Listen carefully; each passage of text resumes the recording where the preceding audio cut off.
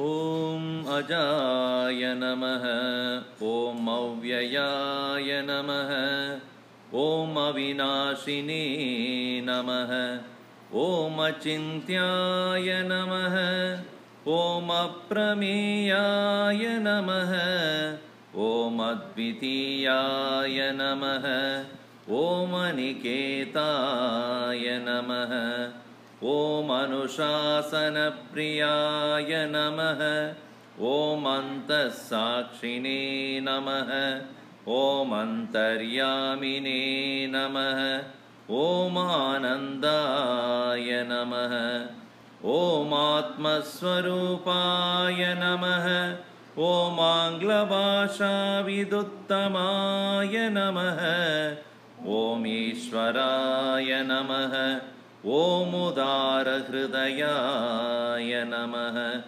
ॐ उत्साहवर्धकाय नमः। ॐ एकस्मै नमः।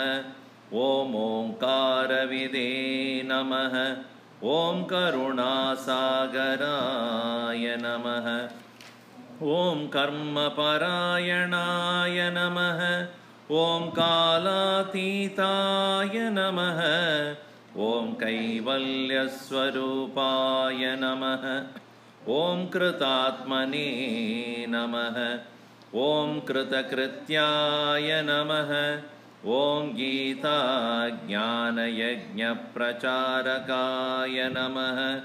ॐ गुरवे नमः। ॐ गुणातीताय नमः। ॐ ग्रन्थकृते नमः। ॐ चिन्मयाय नमः। ॐ छिन्नसंशयाय नमः। ॐ जगदात्मने नमः। ॐ जगत्साक्षिणे नमः। ॐ जनप्रियाय नमः। ॐ जितेन्द्रियाय नमः। ॐ जीवब्रह्मैक्यविदे नमः। ॐ जीवन्मुक्ताय नमः। ॐ जीर्णमन्दिरोद्धारकाय नमः। ॐ तपोवनशिष्याय नमः। ॐ तपस्विने नमः। ॐ तापनाशनाय नमः। ॐ तीर्थस्वरूपाय नमः। ॐ तेजस्विने नमः। ॐ देहातीताय नमः। ॐ द्वन्द्वातीताय नमः। ॐ दृढनिश्चयाय नमः। ॐ धर्मसंस्थापकाय नमः। ॐ धीमते नमः। ॐ धीराय नमः। ॐ धैर्यप्रदाय नमः। ॐ नारायणाय नमः। ॐ निजानन्दाय नमः। ॐ निरपेक्षाय नमः। ॐ निःस्पृहाय नमः। ॐ निरुपमाय नमः। ॐ निर्विकल्पाय नमः। ॐ नित्याय नमः। ॐ निरञ्जनाय नमः। ॐ परमाय नमः। ॐ परब्रह्मणे नमः। ॐ पावनाय नमः। ॐ पावकाय नमः। ॐ पुरुषोत्तमाय नमः। ॐ प्रसन्नात्मने नमः। ॐ फलासक्तिरहिताय नमः। ॐ बहुभक्ताय नमः। ॐ बन्धमोचकाय नमः।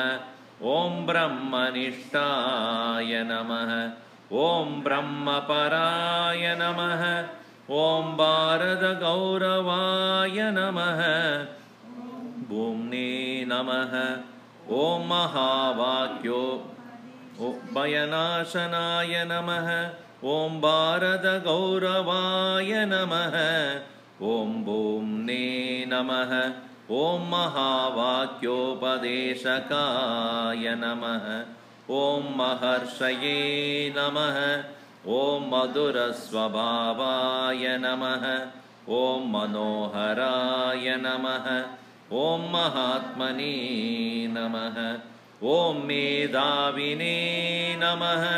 ॐ यतात्मने नमः ॐ यज्ञकृते नमः ॐ लोकप्रसिद्धाय नमः ॐ वाग्मिने नमः ॐ विभवे नमः ॐ विनोदप्रियाय नमः ॐ विनयशीलाय नमः ॐ वीतरागाय नमः ॐ वेदान्तवेद्याय नमः ॐ शान्ताय नमः ॐ शान्तिप्रदाय नमः ॐ शास्त्रोद्धारकाय नमः ॐ शुद्धसत्त्वाय नमः श्रुतिपारकाय नमः ॐ श्रोत्रियाय नमः ॐ सन्न्यासिने नमः ॐ समबुद्धये नमः ॐ सच्चिदानन्दाय नमः ॐ सर्वहितचिन्तकाय नमः ॐ सत्यसङ्कल्पाय नमः ॐ सन्तुष्टाय नमः ॐ साधवे नमः ॐ सुमनसे नमः ॐ सुहृदे नमः ॐ स्वयं ज्योतिषे नमः ॐ स्थितप्रज्ञाय नमः ॐ क्षमाशीलाय नमः ॐ ज्ञानमूर्तये नमः ॐ ज्ञानयोगिने नमः ॐ ज्ञानतृप्ताय नमः ॐ नित्यशुद्धबुद्धमुक्तस्वरूपाय नमः ॐ नित्यशुद्धबुद्धमुक्तस्वरूपाय नमः ॐ नित्यशुद्धबुद्धमुक्तस्वरूपाय नमः ॐ श्रीचिन्मयसद्गुरवे नमः ॐ श्रीचिन्मयसद्गुरवे नमः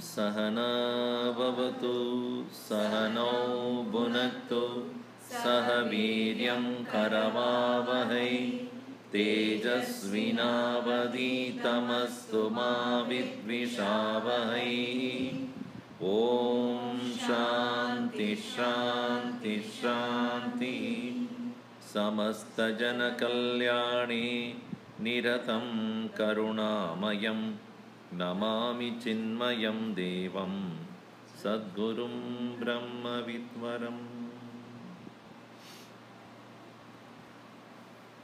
First of all, my thanks to the host for organizing this. We have taken up this project of completing satsangs on 108 names of Pujya Gurudev in connection with Pujya Gurudev's 25th year of Mahasamadhi. Sri Gurudev had left his body in 1993 in San Diego. And San Diego is a place where saints die and go to San Diego. And Gurudev had originally came for a yajna or camp here in LA. But he could not come here. By the time he came to San Diego, he felt heart failure, and in a week's time he passed away. That was 93, and we are in 2018 next year. And next year's camp is going to be, Mahasamadhi camp will be in San Diego. You're all welcome to attend. So as a mark of gratitude, I have taken up these satsangs on the 108 names. And for you, you have this 21st name, Kaala-ateetaaya Namah. We have covered already 20 names already in the past month or so. Trying to complete everything by June, July of next year. Various names by which a Mahatma is addressed is to essentially remember the characteristics of that personality. Some people have the name, but it has nothing to do with their character. Maybe a beggar may be called Dhanapal. Dhanapal means one who protects a lot of wealth, but he has no money at all. Susmita, always angry. Nobody Susmita here. So your name need not necessarily be connected to your character. So what your parents gave you as a name, thinking that you will be according to your name, but character may not be like that. Right? What's your name, you said? Yeah, you have to bear a lot. Sahan karna. Sahanam sarva dukkhanam apradikara purvakam chinta vilaparagitam satitiksha nigatyate. This is how the definition is. Sarva dukkhanam, of all things you have to bear. Then it's called sahan. Anyway, so this name, Kaala-ateetaaya, very interesting name. Yesterday I had a satsang. The topic was Karma Parayanaya Namaha. Karma eva param ayanam yasya saha karma parayana. Meaning he who keeps action as the means to reach God. Param ayanam yasya parayana. So its name what we have here today to discuss is Kaala-ateeta. The kids have to be a little quiet because they are beyond time. Ateeta means gone beyond. Ati-ita. E in Sanskrit means to go. Very easy, no? E. Go. Ita, gone. Ati-ita, gone forever, beyond. Of what? Kala. Now let us see how this word is. Kal means time. One meaning is time. There are many meanings there. Kala means dark also. But that doesn't apply here as of now. When you say time, are we talking about this time here? 6:25. The watch that is showing you a time, 6:25, and you call India right now. What is the time right now? 7 o'clock in the morning. So what exactly is the time right now?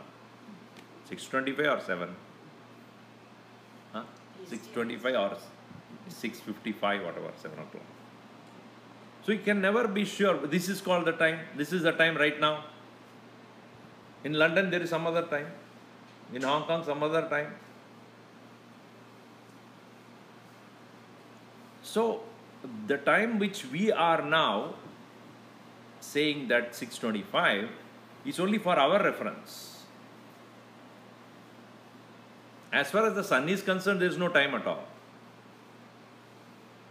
Time is calculated with respect to where you are. Correct?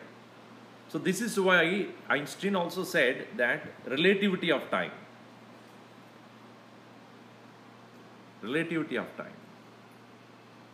So one is called chronological time, another is called psychological time. We are talking about chronological time now, right now. Chronological time means in succession chronology. So how many years old, if somebody asks you, what do you say? What is your age? Your age is calculated with what reference? How long back you are born? How many years are passed by? Based upon that. And years are calculated by months. Months are calculated by weeks. Weeks are calculated by days. Days are calculated by time. Time is calculated by minutes. Minutes is hours. Hours by minutes. Minutes by second. Second is microsecond. Ultimately, it is the spinning of the earth.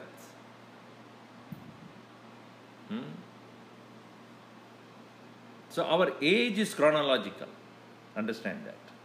It depends upon the movement of the earth.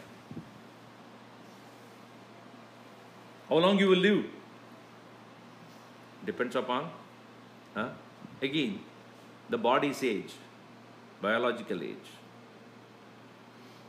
One day, it is said, Einstein was sitting in a garden, all by himself, is quietly sitting there. So one aged lady, senior citizen, nowadays you cannot say old and all this. Senior citizen. Senior citizens are those who want to see everything very near. That's called senior citizen. So a senior citizen lady came and sat next to him. And she did not notice him first. And he was reading some paper or something. Suddenly she realized she is sitting next to a great scientist of all times. She turned around and said, Mr. Einstein? Yeah, yes. Wow, I got a great opportunity to sit next to you. But I have only one question to you. Yes, what is it? He actually did not want to, engage in any conversation. He wanted to be quiet, but anyway, she asked me, okay, so what's your question? What is relativity of time?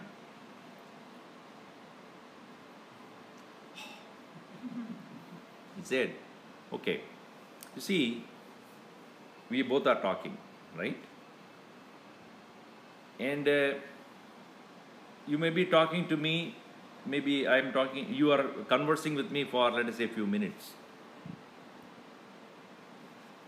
This few minutes will go for me like, it look like many hours. But in place of you, your young daughter, 20 years, beautiful daughter were to talk to me, even 1 hour, like few minutes. This is called relativity of time. Is it not true?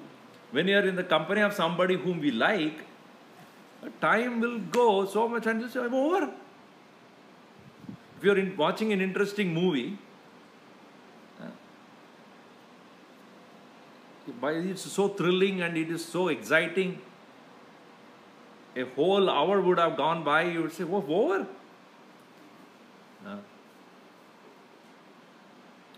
But if it is such a boring, saas bhi ek din bahoti or something like that, such a constantly crying and boring thing, when does it end? Even 5 minutes, everyone will keep looking at the watch. And it so happened to one particular person, not to me, one person was giving a lecture. The person in the front row was getting so bored and keep looking at the watch constantly. After some time he said, not even moving.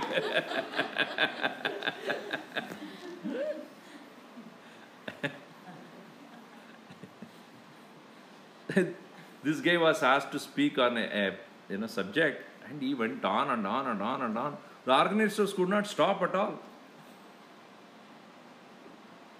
So then, finally he finished. So when he came out, the organizers came to him and said, Sir, we gave only 1 hour, you finished, you had taken so much time. It's your problem. I said, why? You never put a clock in front of me. How do I know? They said, there was a calendar. At least you should have looked at that. So some people never stop. So chronological time is not under your control. But psychological time is decided by the mood of your mind, the nature of thoughts that you have. As I said, that if it is an interesting program, you will never even know that much time has gone by. Or if you are in the company of somebody you like. But at the same mind, when it is in the circumstance where it is bored, unhappy, then even few minutes look like few hours. Now, if you understand that, no one in this world can ever cross or go beyond chronological time. Why? Because chronological time is decided by the nature of matter, physical matter. And physical matter functions in association with the total matter. Our physical body responds constantly to the cosmic forces. If it is hot outside, sunny there, your body responds to it by sweating. If it is cold outside, your body responds to it by shivering. Is it not true? If it is very cloudy all the time, you feel moody. And that's why in Seattle they need a lot of Starbucks coffee. It feels so moody. But that affects your psychological frame also. But our psychological personality is decided by the kind of thoughts that we have.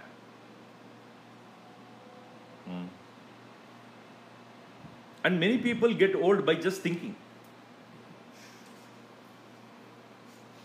Many people are old by just thinking only. Because there is an intimate connection between the thought and the body.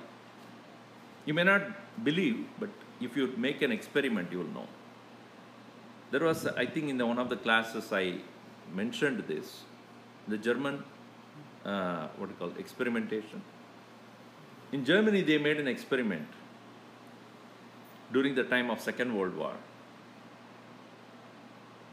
They wanted to find out how psychological nature of a person affects the physical body. Therefore, during those times there was no Geneva Convention or nothing was not, those things were signed up much later, I think. And so they were persecuting the prisoners. So they took 2 of the prisoners and wanted to do an experimentation. The experimentation was, both of them were taken, 2 prisoners were taken into 2 different rooms. And they were told that we are going to drain out your blood and see you dying. And how? By taking out the blood, your body would respond to it. And say they put one person in a room, blindfolded him, put a tube in his skin, and then they put the other end of the tube on a small container where he can hear the sound of the blood dropping down.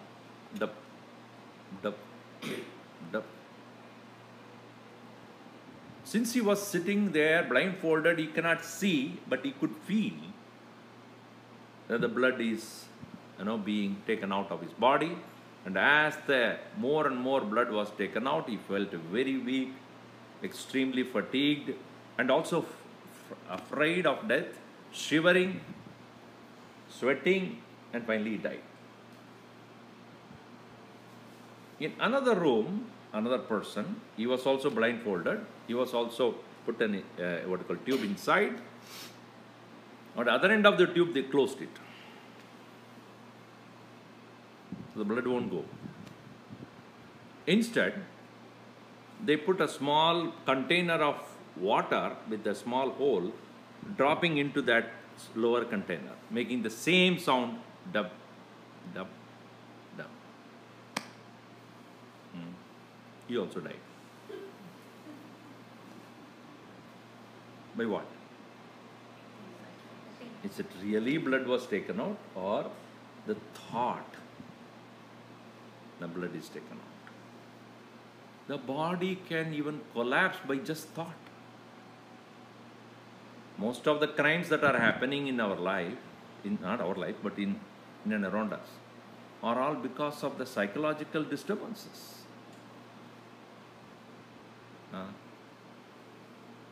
Even in your own case, let us say you are dreaming that you are being chased by a tiger. You will sweat. Your body will sweat.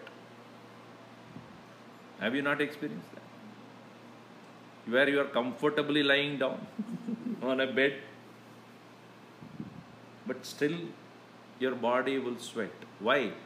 Thought. So the psychological time is the one which actually disturbs us the most.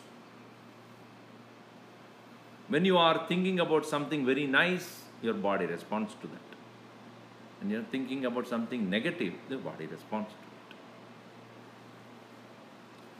So it is said that our world of experiences are decided by the frame of mind we have. So the one meaning of the word Kala means time.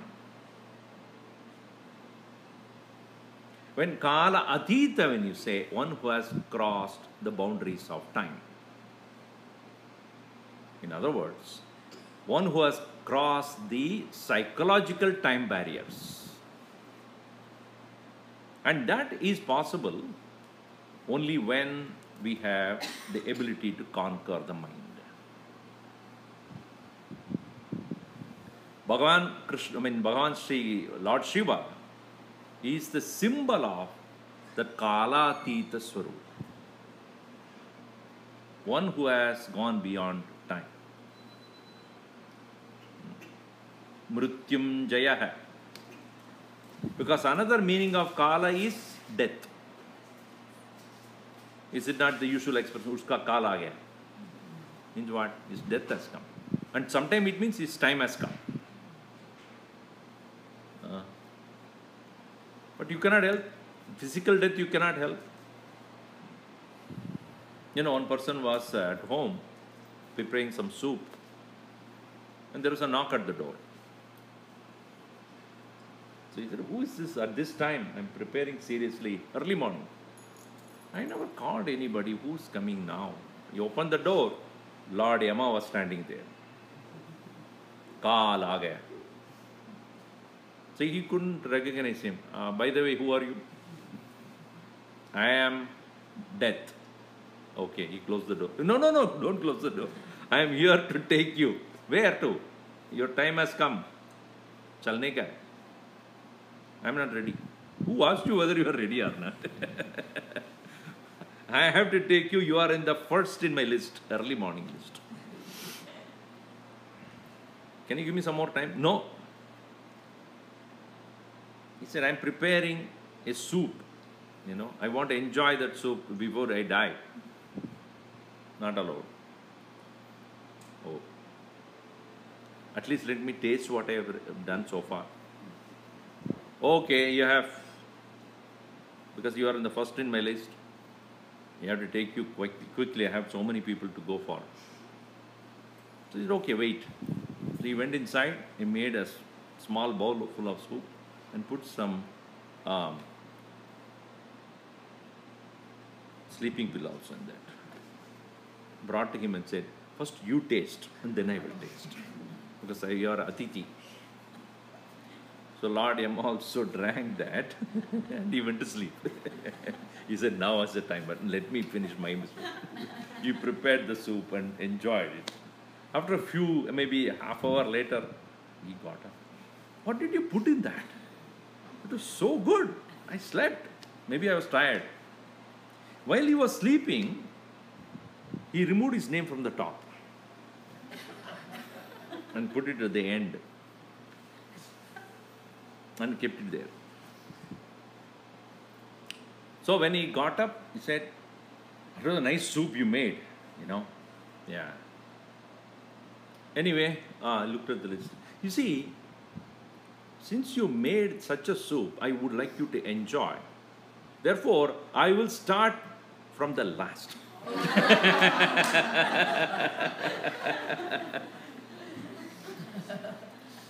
Now you see, you cannot escape death. काल होना ही चाहिए. It has to happen.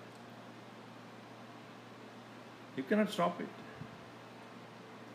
But you need not invite it. So our psychological or psyche, if it is not properly taken care, you will be inviting it quickly.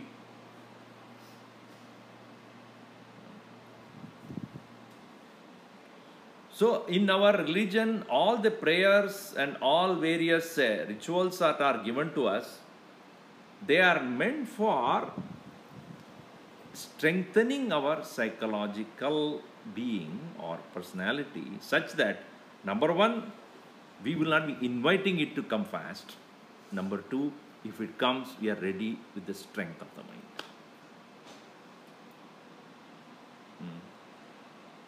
Because Bhagavan Krishna says in Gita, Jatasya hi dhruvo mrityuhu dhruvam janma mritasya cha tasmat aparihara arte natvam shochitum arhasi. Anything that is subject to birth is subject to death.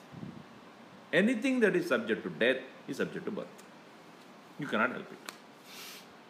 That is the nature of things. Not only human, not only living being, even non-living being also. Like you are sitting on a sofa or a wooden furniture. Do you think it was absent before? Ever? It might have been absent in this form. Isn't it? A wooden table on which, or chair on which I am sitting, the table or the chair was made maybe 10 years back, let us say. Before that it was wood. Before that it was a trunk of a tree. Before that it was a small plant. Before that it was the earth. A part of the earth. Isn't it true? Even science says matter cannot perish. It only changes the forms. Let us say a person dies, and then you put them into the fire and then burn. The very ashes that are there are the bones. Actually, they go into the earth. That's where you put it in. And then it metamorphosizes to become part of the earth, becomes fertilizer for some trees or plants. Then it becomes an essence of an apple tree, and the very body of your grandfather comes as an apple. And you eat. The apple that you eat is nothing but a metamorphosized form of your grandfather's body. Think about it. So any apple tree growing near a burial ground has a lot of people inside that. And that is how it is. What can you do?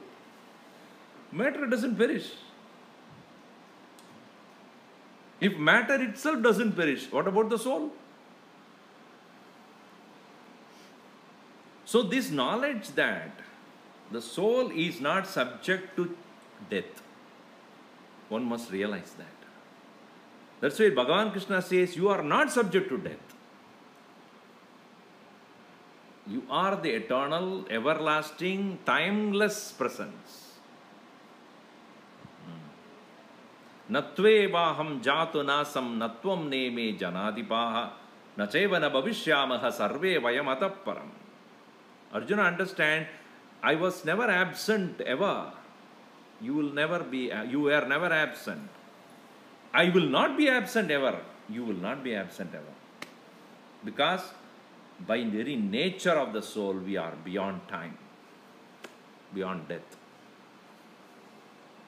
As our Gurudev would say, death is nothing but a change of condition.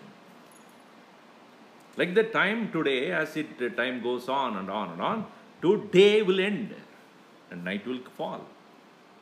Night will end. In another 6-7 hours from the night, again day will be born. That will be there for another 12-18 hours, again that will die. So what is death? Change. This knowledge that I am that deathless one, I am beyond death, not just as an intellectual idea, but it has to become a constant awareness. And the one who has that constant awareness is Kaala-ateeta.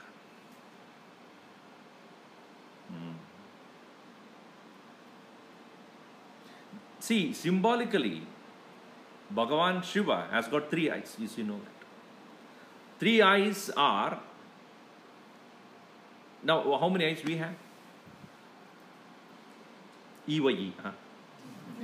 How many? Because you may have iPhone, iPad, whatever. That's not I am talking about.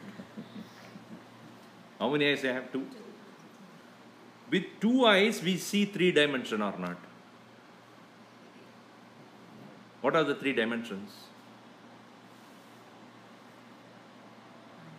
The fan is not rotating. Can you do something about it? Unplug. Somebody unplug it. Okay. With 2 eyes, we see 3 dimensions. Correct or not? With 1 eye, what will you see then? 2 dimensions.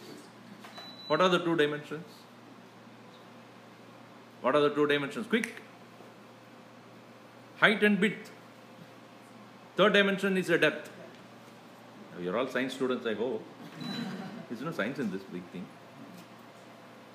Height and the width, it's a 2 dimension. With 1 eye also you can see that. With the 2 eyes, 2nd eye, you will see the depth also, because that's why the eyes are placed in such a way, you see the height and width and then the depth. That's the reason the 2nd eye is necessary, for you to see the depth.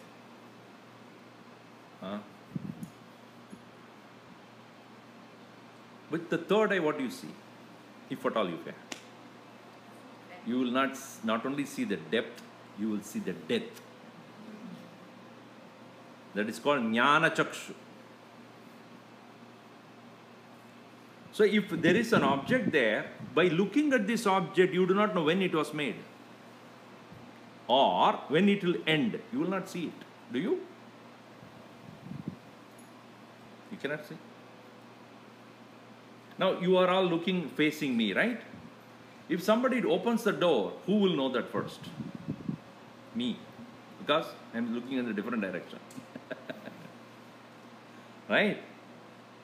Because see, all of you are looking at me and I am looking at the other side. I can see you and as well as those whom you cannot see. That is the nature of the 3rd eye. What others fail to see, he will be able to see.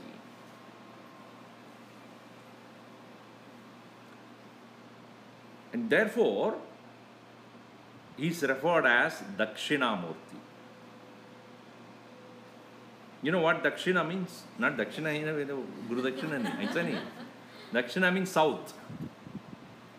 And south, according to Vastu Shastra, is ruled by Yama. There are 8 directions, as you know. And the south is ruled by Yama, death. Even in this country, that this expression is there. How is your business? Going south. What means what? I have already failed the bankruptcy. Down. South means gone. Going south means finished. And Bhagavan Shiva is looking at the south means what? Who can see south? One who has no fear of death.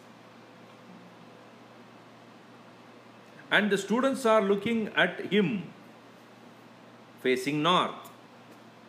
Meaning, So the students are ready to learn from him how to see the south. The students are learning from him the knowledge by which they can face death, the end of existence of the body. That is the reason why Bhagavan Shiva, who is a representative of that wisdom which is beyond death, by having the third eye. And the third eye is that which is capable of conquering time. Kaala-agni-rudraya Neelakantaya, right? Kaala-agni. He is the one who is capable of burning the time. And that is the reason why he is referred as Mrityum Jaya. And that third eye representing Jnana Chakshu, the eye of knowledge. Only through the eye of knowledge one can go beyond the relative nature of time and see one's own absolute nature. Therefore, the one who has gained that vision and who has gone beyond time is referred as Kaala-ateetaaya Namah. Now, one meaning of Kala is time, another meaning of Kala is death. The third meaning of Kala is darkness. Darkness. Tamas, otherwise known as ignorance. Ignorance is also darkness. Why it is so? Because in darkness, in absolute darkness, you cannot distinguish. You get into a room, it's completely dark. You do not know where the chair is, where the table is, where anything else is.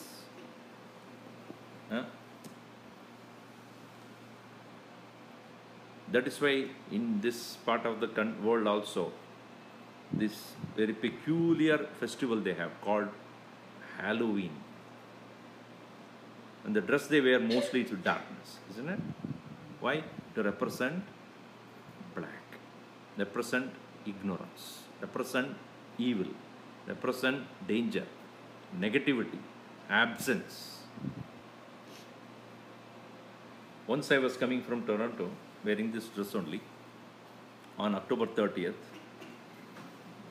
So I was walking by, one boy told the mother, one young boy, "Mommy, this costume is nice." He thought that I am wearing a Halloween costume. Usually the Halloween costume is black, representing that the winter has come, the darkness has come. And in darkness, distinction is not possible. Right? In the same way, when a person is ignorant, he fails to see the differences. Darkness envelops. When there is ignorance, you will not be able to see the distinction between right and wrong, good and bad, merit and demerit, papa and punya cannot be seen. So that conquering of that ignorance is through the eye of knowledge.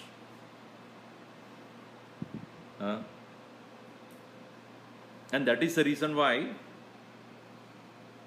you know, the story where a great Rakshasa was there torturing the heavenly people. And Brahmaji, he is a very peculiar person, Brahmaji. Anybody does a tapas, he will immediately give a boon. So this particular Rakshasa was torturing everybody. And his name is Sura. And he was given boon by Brahmaji that you will not be. He wanted deathlessness. I don't want to die. So Brahmaji said, in my creation, everybody has to die. Like an Australian. You know about Australians? When you ask them, "Hey, how are you?" "Hey, I came to die." Meaning, I came today. But they say, I came to die. You came to die. So you cannot escape from death. Okay. Choose your death. How do you want to die? He was very smart. I can be killed only by the son of Shiva. And Brahmaji, without thinking, tatastu.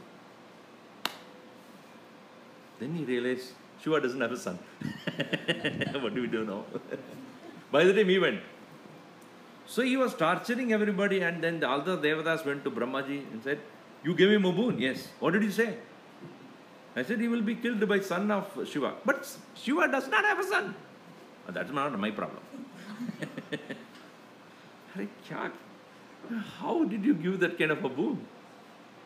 So they have made an assembly, UN council or whatever, came and said, what do we do now?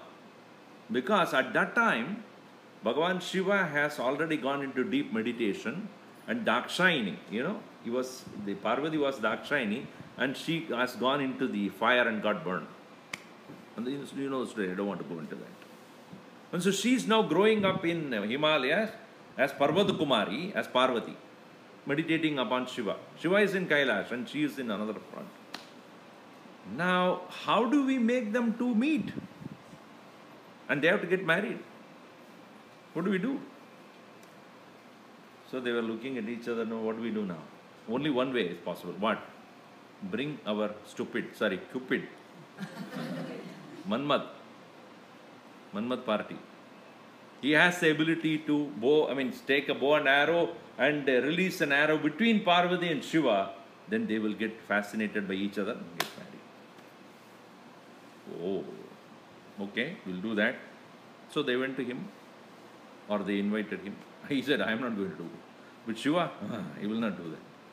You have to. You have no choice. You are assigned that job. Your job is that only. So he was so afraid. Anyway, he decided to do that. So he went where Bhagavan Shiva was seated very deeply meditating. And he marked a distance between Parvati and Shiva and released his flower arrow.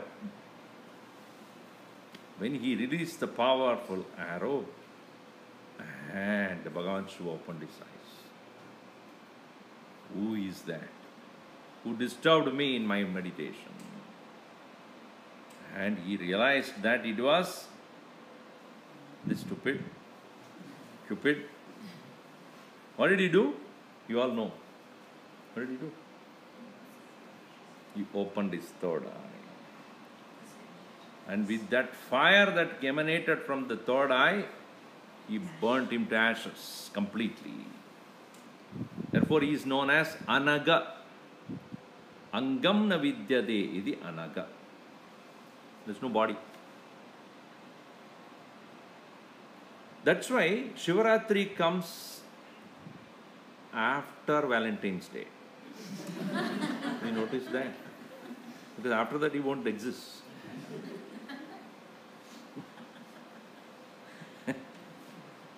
So he became what? So now we are not going to the further details of what happened afterwards. But that eye that opened the fire is called Jnana Chakshu. Which means ignorance that potentially can create lust, passion, greed, etc. can be burnt only when you open the eye of knowledge. Eye of knowledge alone can destroy the darkness of ignorance. And the entire teachings of Bhagavad Gita, which is given to us by Gurudev, is constantly work on opening the third eye. Third eye is not a physical eye here. Don't go home and say, okay, where exactly it is. Let us take a small nail and a hammer and open it. Chakshuhu unmilitam yena tasmai Sri Gurave Namah. Is it? Ajnana timira andasya jnana anjana shalakaya. When our mind is thus deluded by the darkness of ignorance, It is the Guru who, with the stick of knowledge, opens the eye, removing the darkness, removing the cataract there, and make us able to see. Some people are very funny, you know. When they are chanting this particular verse, they chant like this. Ajnana timirandasya jnana anjana chala gaya. Chala gaya? Chala gaya nahi. Shala gaya. Shalaka is the stick. Chala gaya means gone. So with the stick of knowledge, he who opens the eyes and makes us clearly see, to that teacher, my salutations. So Bhagavan Shiva is a representative or the very Adi Guru, the one who is symbolically opening his third eye of knowledge to show us through that eye alone you can remove the darkness of ignorance. Kaala-ateeta.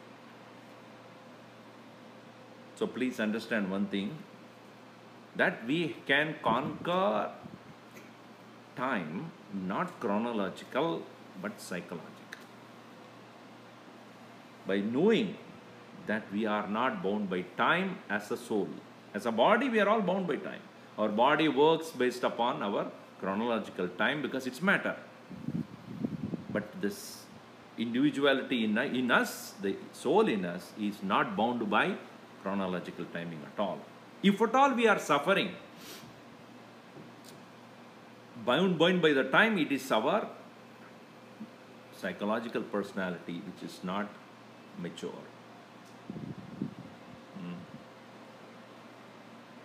That is one thing.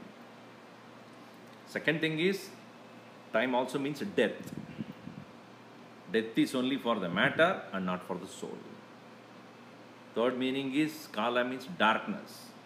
Darkness is symbolic of ignorance. Ignorance can be conquered only by the light of knowledge. Just like in this place, very place where there are many different lights are there, and when you switch off this light, the darkness will be there. When you put on the light, darkness, where does it have? What happens to the darkness? When you put off the light, darkness is there, right? When you put on the light, what happens to the darkness? Goes to the next room, right? Does it go? Where does it go? Huh? Darkness is no more because it's only an appearance. So darkness goes away from when the light is there. When the light is there, can you bring the darkness? Can you? No, invade darkness. You cannot. So when darkness can be dispelled by light, but light can never be dispelled by darkness. In the same way, knowledge can conquer ignorance. Ignorance cannot conquer knowledge. That is why Bhagavan Shiva is a Jnana Swarupa. One who is abiding in his knowledge, and he is also referred as Kaala-ateeta. So one who has gained that knowledge by which no more the ignorance will touch and make us bind into this world is called Kaala-ateeta. So this is our 21st name, Kaala-ateetaaya Namah. Om Sarve Bhavantu Sukhinah, Sarve Santu Niramayah, Sarve Bhadrani Pashyantu, Ma Kaschid Dukkha Bhat Bhaved. Om Shanti Shanti Shanti. Harihi Om Shri Gurubhyo Namaha. Harihi Om.